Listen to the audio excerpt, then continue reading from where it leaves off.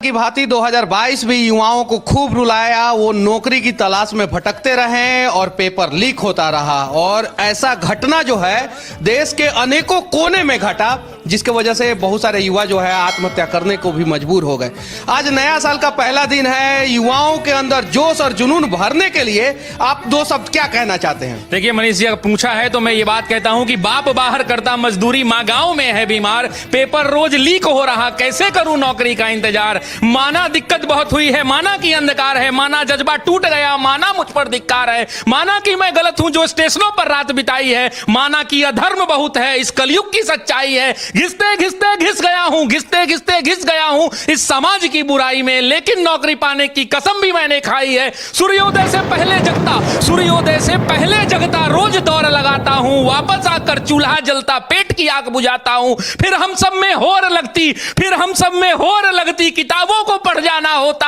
हाथों की लकीरें घिस गई, रोज नोट्स बनाना होता, पूरे साल यही होता है। फिर होता एक इंतजार, जल्दी से आए बहाली, फॉर्म भरने को हम तैयार। जोश तो ऐसा होता मानो कलम बन गई हो तलवार, और बस एक जुनून, एक नारा, अब की बार नौकरी मिल जाए यार, अब की बार नौकरी मिल जाए यार। घड़ियां टिक टिक करती, घड़ियां टिक टिक करती, फिर आता दिन परीक्षा का, जाते हम हुनर दिखाने अपनी अपनी शिक्षा का, फिर गला घुट जाता हम सबकी इच्छा का, जब पेपर लीक हो जाता इतनी कठिन परीक्षा का। फिर वही अंबार लगता, फिर वही अंबार लगता, फिर वही हुंकार लगता, उतरते शांति से सड़कों पर लाठी का प्रहार लगता, उतना भी सह लेते, उतना भी सह लेते, फिर आश्वासनों का बौछार लगता, लौट आते वापस फिर खुद पर धिक्कार लगता, फिर खुद पर धिक्कार लगता। लौटने की बात है, लौटने की बात है तो उसमें भी एक बात है, हम गांधीवादी हैं, हम सब में जज्बात है, जो भी होगा सह लेंगे, पर धरा पर आंच ना आएगा,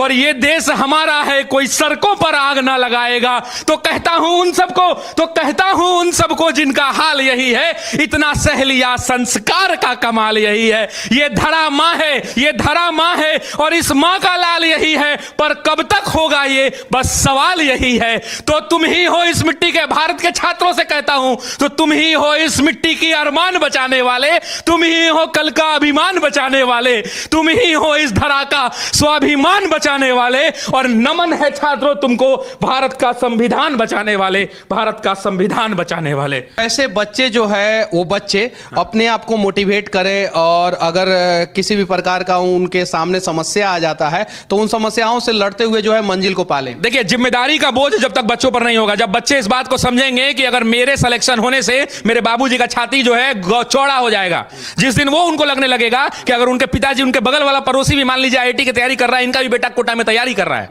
अगर ये बच्चे, अगर ये बगल वाले का बच्चा जो है सिलेक्टेड हो गया और उनके पिताजी आएगी क्या हुआ तुम्हारा बेटा को, तो बेटा को इस बात की फिक्र होनी चाहिए कि अगर मेरा अगल बगल पास पड़ोस मेरे पापा के ऑफिस तक का कोई पूछे कि आपके बेटे का रिजल्ट क्या हुआ, तो मेरा बाप जो है छाती चौड़ा करके कहे कि मैंने भी शेर पैदा किया है और मेरा शेर दहाड़ कराया है, तुम्हारा बेटा अगर शेर तो मेरा बेटा सवा शेर, और उसका भी सिलेक्शन हो गया है। ये जज्बात अगर बच्चों के अंदर भर गया, ये मोटिवेशन भर गया कि अपने बाप के सर को और पगड़ी को नीचे नहीं होने देना है, किसी मोटिवेशन की आवश्यकता नहीं पड़ेगी, सेल्फ मोटिवेटेड इतना हाई रहेगा कि उसका सिलेक्शन तय है।